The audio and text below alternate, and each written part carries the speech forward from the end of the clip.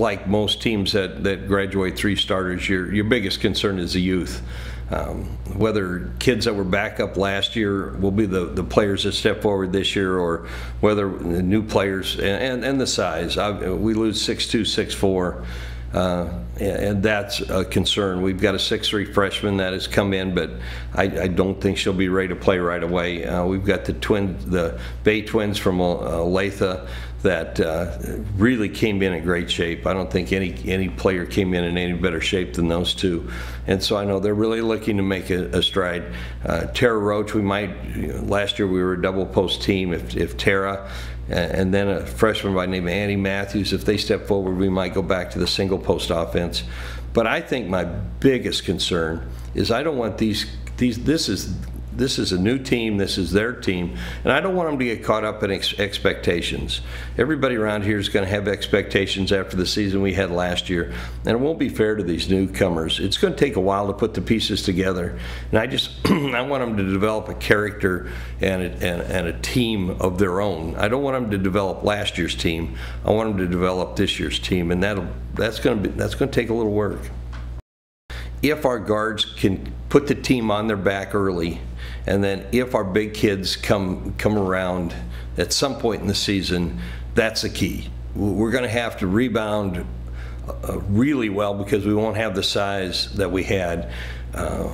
Abby Henry, Shelly Martin, and Victoria, or a freshman, or some kid that came off the bench last year, going to have to put the team on their back early.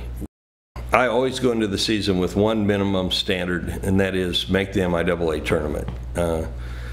Because if you're in the top 8 in the MIAA, that means you're pretty good.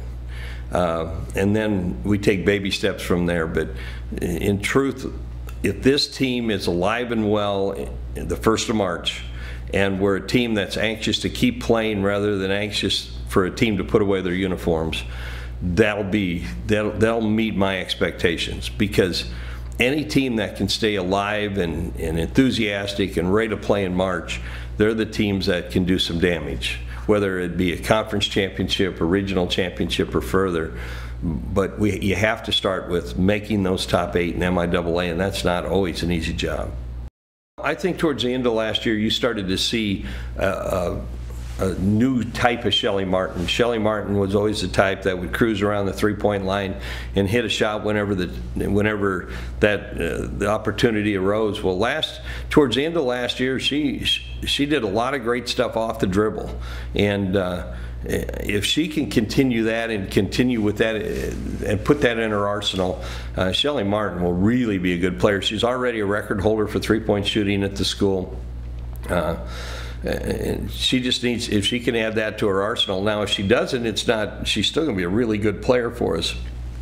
But if she can add that aspect where they got to worry about her off the dribble, that'll really help. As far as big kids go, the Bay twins and Tara Roach, and even Emily Howder's more of a guard, but she's a 5'11" kid that can step in there. But then we've got some new kids. The one kid that's been the most impressive up to this point is a 5'11" kid out of Bellevue East by the name of Annie Matthews, and she is really physical. She'll be our Tara Roach type player. She probably needs to work on her offense just a little bit, but she's a great rebounder and just really impressed everybody around, everybody on the team.